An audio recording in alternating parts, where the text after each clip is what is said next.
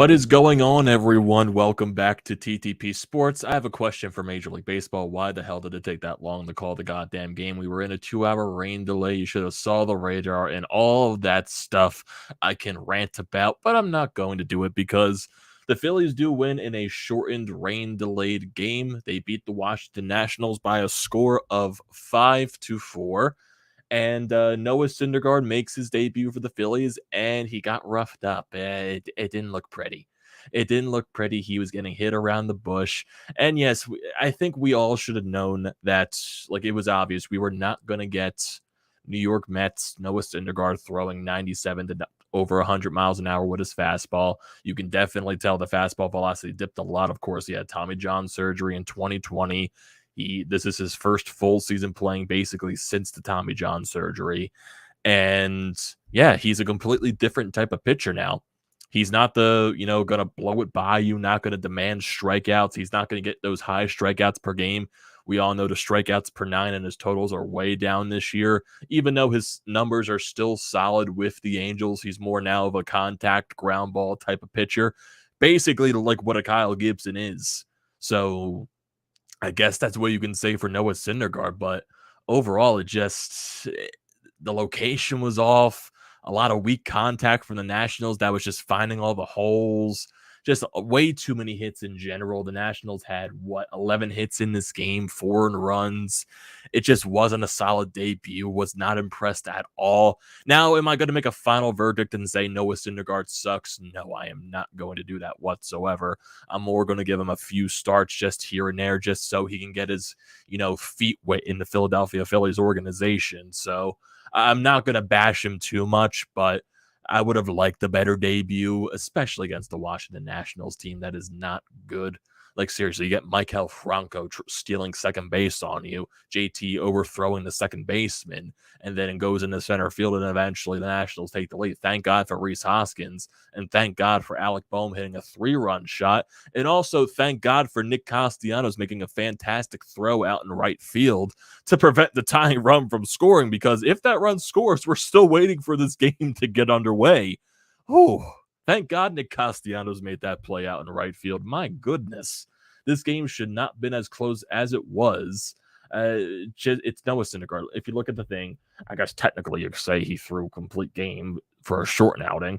5 innings pitched, 11 hits allowed, 4 runs, 2 strikeouts, 79 pitches. It wasn't solid. And it's just like, yeah, this is who Noah Syndergaard is right now. He is a mid-3 to low-4 ERA type of guy. He's a completely different type of pitcher. He went from high velocity and everything like that to now induced ground balls and everything like that. So it's just, it was frustrating. I'll say that, because the Phillies take a lead, then the Nationals instantly grab the lead. It's just like, come on, this is the Washington Nationals. They have the worst record in baseball. This should not be happening. I know yesterday's game with them against the Mets were like winning 9-0 in the 9th inning, and the Nationals scored 5 straight runs to make it some type of a ball game. But this should not be happening to the Washington Nationals. I need Noah Syndergaard to have a way better start, and especially have a way better start in his next outing. That's basically all I'm saying from this. And also some news before this ball game as well. So Gene Score makes his debut, his return to the Phillies lineup. So he gets called back up. Brandon Marsh gets his debut, so he got a hit in one of his at-bats in this ball game. So that was nice to see. Also, the bigger news, basically, with all those moves going on to the Phillies roster, Gene Segura getting called back up. Didi Gregorius gets released. That was huge. That was shocking. I knew it was going to come down to a decision for shortstop between Didi and Stott. I was basically thinking to myself, okay, are they just going to bench Didi or something like that? No, they just straight up release him. And I guess at the end of the day, that's, it's the right move to make, because throughout this entire season, I know Didi had a stint of injuries, but the hitting just wasn't the same. He was not hitting for power whatsoever. The power was just like completely zapped from him, only having 1 home run on the year. It wasn't the same Didi. I know his glove has been a lot better this year, but basically, if he's only providing you good defense and no offense, then you have a lot of other guys on that bench that can do just the same exact thing. That's why you got a guy like a Sosa. That's why you have Camargo, Munoz, and all that stuff. So basically, Didi is just a waste of space at that point. Like, not to knock it. Like, yes, Didi is a great leader for the clubhouse and a fantastic thing like that, but just just it's the right move. It is the right move overall. Like I'm not mad at the move at all. I'm like just still like thinking in my mind about this Noah Syndergaard start overall. Just that's basically the entire assumption from that. But still, it was the right move to make, and I do like the fact that they are going to go ride or die with the young players, putting Stott at shortstop full time, which is nice to see him get that playing time in there. And now you get Gene Segura back, so that's definitely a boost to the lineup. You had Brandon Marsh out there in center field. Alec Bohm continuing to play at third base. So basically, right now, your lineup is set until Bryce Harper comes back. So overall, it was the right call to release Didi Gregorius. Maybe they were trying to waive him or not waive him, trade him or something like that. That's maybe what I'm thinking in the back of my head, just, speculating and all that stuff. Maybe a team just did not want to take on the rest of that contract because the Phillies do eat up $5 million releasing him. And he's making, I think, $10+ million per year on the last year of his contract. So I can understand why a team would want to take on that salary just because of the way he's been not been producing this year. So straight up releasing him is most likely the right call to make. And yeah, it sucks because that is a leader in the clubhouse. He's a veteran in there, but when you're not basically, it's a what have you been doing for me lately type of business. And Didi Gregorius has not been doing anything for the Phillies lately, and basically nothing all year besides defense. And it was the right call to make because you have a lot of other guys on that bench that basically can take over that role for Didi and allow Stott to play every day at shortstop. So yeah, overall, it was the right call to make. It sucks that a guy like Didi has to get waived, like released like that. But at the end of the day, it is what it is. And the Phillies right now, they're still a better team. I really just can't get over the Noah Syndergaard start. It kind of bothered me. It did, especially against a team like the Washington Nationals with the way they were just hitting everything. Yeah, there were a lot of ways. There were, a lot of the weak contacts just spitting through and all that stuff. It's like, also Michael Franco stealing second base. Like, come on. And yes, I know the stat, Noah Syndergaard basically throughout his entire career, a lot of players do steal bases on him. So that's basically not just a this year thing, but it's just like, seriously, Michael Franco. But overall, if you look at this entire game, the Nationals, they get on the board early, a couple of early singles, allow a run to score, making a 1-0 lead. Rhys Hoskins responds in the bottom of the first, goes deep, ties the ball game up. Nationals instantly respond once again with 2 outs. Like I said, Michael Franco, he reached on an infield single. It was an amazing play by Alec Bohm. The throw wasn't the best. It bounced, and somehow Michael Franco beat it out. Seriously, Michael Franco hustling his fat ass up the first baseline. Sorry about that. Was not expecting that to come out, but it did. But still, basically, that sneeze describes this entire situation with the game. With the rain delay, Noah Syndergaard, that's basically it. Oh my God. Cesar Hernandez. So Michael Franco steals second base during the Didi at bat, not during the Cesar at bat. Then Cesar gets an RBI single, scores Franco, makes it a 2-1 lead. The Phillies, they do get a runner on first base with 2 outs. Gene Segura gets on with an error, but nothing really happens there. Syndergaard gets into another situation in the top of the third, 1-out single, another single, and then a fielder's choice. But then he manages to get a fly out to end the inning, so he got out of that situation. Then you go to the bottom of the third. Phillies, they do their damage early. Brandon Marsh leads off with a single, so that's nice to see in his first at bat in a Phillies uniform. Then Kyle Schwarber gets a single. Rhys Hoskins gets an RBI single, scores Marsh, ties the game up at 2. And then Alec Bohm with such a sweet swing on a 1-1 count. It was a curveball, I believe, that was down and low, and he just went out for it, golfed it, one-handed it, and it just carried out of the ballpark. 5-2 Phillies lead there. And you're like, okay, we know the rain is eventually coming.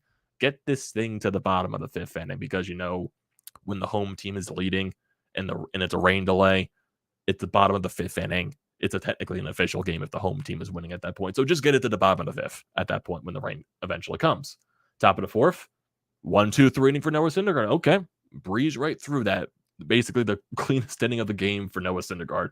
Phillies, they go down easily in the bottom of the 4th. Stott gets a single, but then Marsh grounds into a double play, and then Kyle Schwarber grounds out. But then the top of the 5th inning, the game almost gets tied.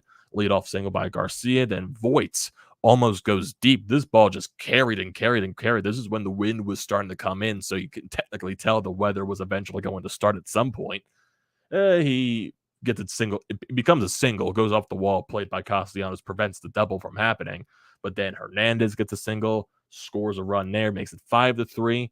Okay, you get one out right there. But then Thomas singles, loads the bases up, and then a wild pitch happens during the next at bat. A run scores there, makes it 5-4. And then you get the fly out to Nick Castellanos, which he makes a great throw. The throw Hernandez out at home plate. He was out by like a mile, so it was a great throw by Nick Castellanos. And it ends the inning. And thank God the inning ended like that, 5-4, because the rain started in the bottom of the fifth, and it took forever for the umpires to make a goddamn decision on the goddamn game. Like, seriously, there was a stretch where, yes, the rain did stop, and you probably could have started the game again, but the grounds crew was like standing on the field at the dugouts for like a goddamn hour. So is there a decision to be made there? Like, I had a buddy at the game saying, like, what the hell is going on here? I might as well just go home. Like, seriously, he says he got home, he left, got home, drove home, and got home before they made a decision on the goddamn game. Like, seriously, we didn't get the call for the game until like 11, like basically 12 minutes ago. So yeah, it took forever to call the game. But yeah, I'm just really disappointed in Noah Syndergaard's debut. I'm not going to judge him based off this one start, but I wasn't impressed. Was not impressed whatsoever. Kyle Schwarber goes 1-for-3. Rhys Hoskins 2-for-2. Alec Bohm 1-for-2 with the 3-run shot. JT Realmuto 0-for-2. Nick Castellanos 0-for-2. Derek Hall 1-for-2. Gene Segura reached on base, but it was an error, so he goes 0-for-2. Bryson Stott 1-for-2. And Brandon Marsh 1-for-2. The Phillies 2 chances with runners in scoring position. They hit on both of those chances. They go 2-for-2 there. It's just this Noah Syndergaard performance. 11 hits allowed in the Nationals. 11 hits. 11 hits. My God.